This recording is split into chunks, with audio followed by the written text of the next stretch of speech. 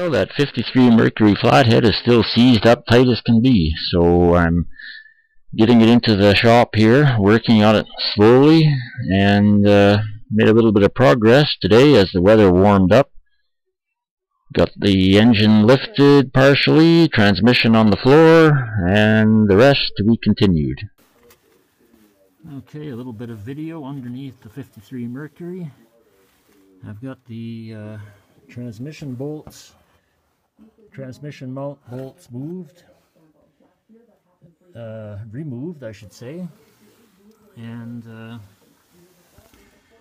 far as I can see, it's ready to pull the motor and transmission as a unit. All I have left to disconnect is the battery cable up there on the starter.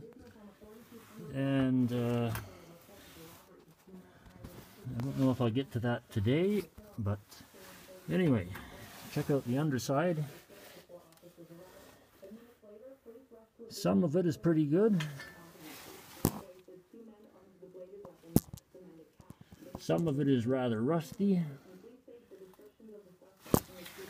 Overall, it is still better than the 52 was that I was working on 3 years ago at this time.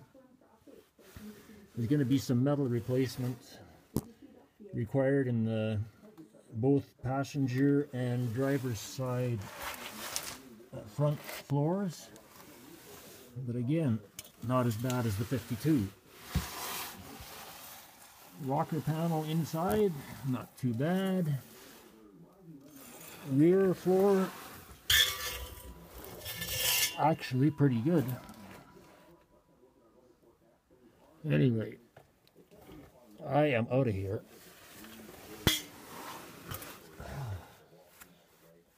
Nice comfortable spot, laying underneath a rusty car on a cement floor on a piece of cardboard. Making a little more progress here.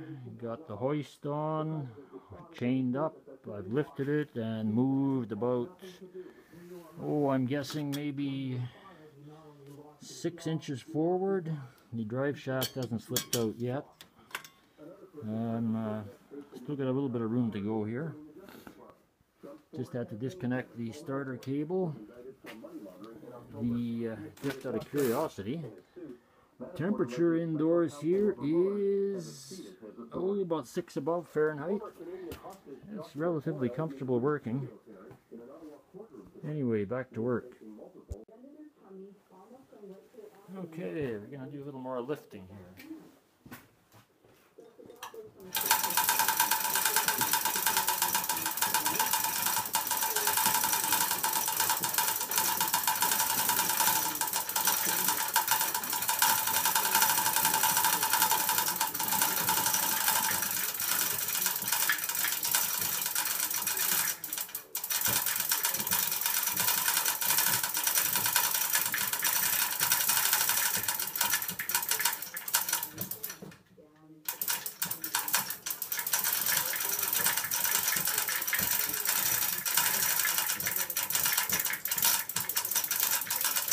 Okay, right about this point, I ran into a little problem with the chain hoist. The links were jammed together. A couple of small links got twisted and stopped the chain moving.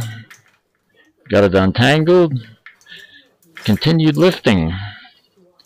It's getting near the limits. I say there's maybe a foot left, but it looks like the oil pan will clear the front of the car, so at this point I had to walk to the back of the car and remove the block from the wheel and see if I could roll the thing backwards. Luckily that car isn't too heavy to move, even with soft tires on it. I get in front of the bumper there and give a little push and it begins to move, and that clunk you just heard was the transmission dropping down onto a block of wood I'd set there. I guess I wasn't thinking too far ahead on this one. The transmission front should have been suspended by a chain, and obviously at this point, with the transmission laying on the floor, it's going to have to be moved.